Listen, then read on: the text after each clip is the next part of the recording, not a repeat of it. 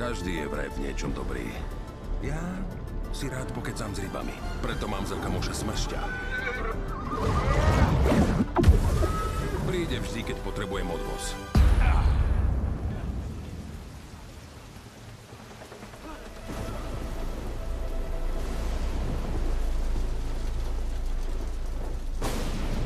Preto som niektorým na smiech. Nevadí, pretože som dobrý ešte v jednom.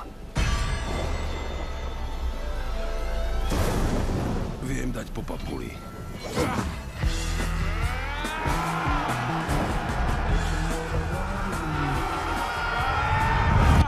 Tatko ich zmastil. Buch, buch. A jaže, no čo pirátkovia? Haja, haja, tu máš. A tatko ich nakopal. Pác, pác, pác. Tí vodohltači nemali šancu. Tatko im roztrapatil frizúry.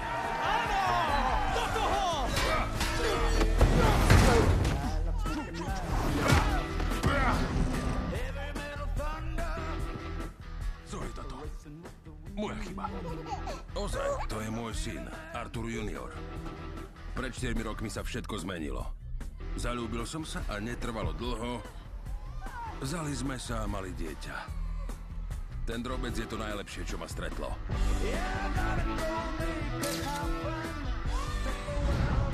Ale to dieťa vôbec nespí.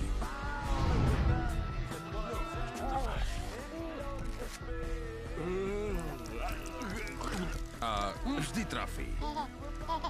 Vstávam za úsvitu, lebo okrem toho, že som sa oženil a mám dieťa, som si našiel job. Presne tak. Som kráľ Atlantídy. A ako sa mi to podarilo? No, prekazal som útok svojho brata Ormana Suš. A popri tom som zasadol na jeho trón. Užíval som si to. Ale ukázalo sa, že byť kráľom nie je až taká výhra. Samé porady a politika. Tak sa nudím, že ani neviem, na ktorý koniec sa mám kráľovi pancierníkovi dívať.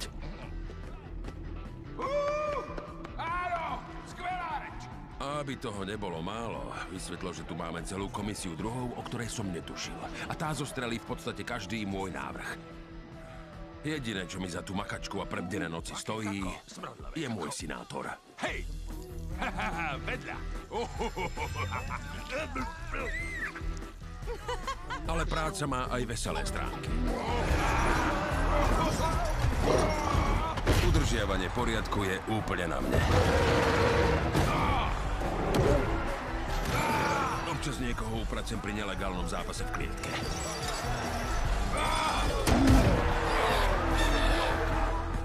Ale vždy, keď sa mi začne dariť, tak sa aj niečo pokašle.